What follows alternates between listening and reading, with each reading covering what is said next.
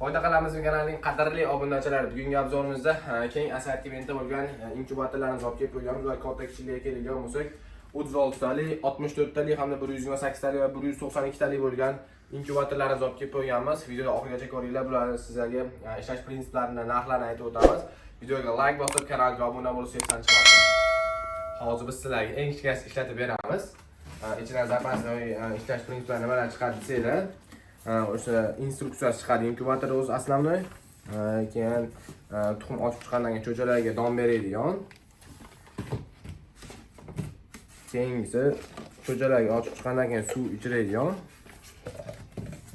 Buni tokka siqib 220 voltda inkubator ishlatib beradigan simi bo'ladi. Hamda ammo kulchator, svet o'chib qolgandan keyin bunisini inkubatorga siqib 12 voltli bo'lgan akkumulyatorga siqib ishlatadigan simi. Bu komplektda cho'chalarda 100 anaqalik bo'lgan 100 mg bo'lgan idishini suv bilan ta'minlab berib turadigan, keyin cho'chani qanaqa holatda bo'lganini ko'rib turgan fonarigi bo'ladi. Shunaqa instruksiyalar chiqadi. Xo'p, biz endi inkubatorimiz shunaqa holda bo'ladi. Bu roliklarni monster simi bo'ladi. Simini miyasiga ulasak, miyasi bilan ishlaydi. Ulaganimizdan keyin pastdan 220 voltga ulaymiz.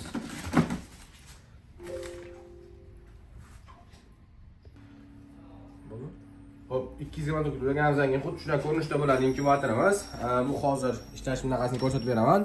Bu narsalarimizni xo'p videoda oxirida aytamiz. Bu model degan bunaqa kerak bo'lsa, sizlarga nimani tuxumi kerak bo'lsa, shuni nima qilib beradigan bo'ladi. Bu tovuq o'tkazadigan bo'lsa, tovuq ezib tursanglar o'taveradi. O'rdak, g'oz, hamda qush, hamda tovus bo'ladi.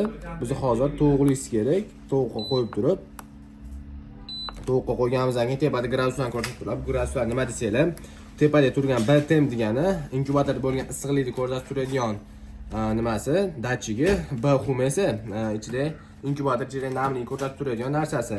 Xo'p, timerga keladigan bo'lsak, bu time 120 soat bo'ladi. Bu nima desanglar, 120 minutda ichida rolini aylantirib, tuxumni teskari qilib beradigan nimasi bo'ladi. 2 soat bo'ladi. Xo'p, tayyorlar keladigan bo'lsa, BTM degani bu gradusni nechada turishini ko'rsatib beradigan narsasi. SXUM esa namlik nechada turishi uchun ko'rsatib berib turgan minuti. HDS degani bu kun almashinuvi bo'ladi. 30 kunda bemalol tuxumlarni olib chiqish mumkin. Xo'p, shunday ko'rinishda bo'lgan inkubatorlarimiz. Kimga shunaqa inkubatorlar kerak bo'lsa, pastda nomerlar qoldiramiz, bemalol aloqaga chiqaverasizlar. Butun O'zbekiston bo'ylab dastlabki xizmatlarimiz bor. Katta kichik har xil turlarga bo'lgan inkubatorlarimiz bor. Videoga like bosib, kanalga obuna bo'lib, hech narsa chiqmasin.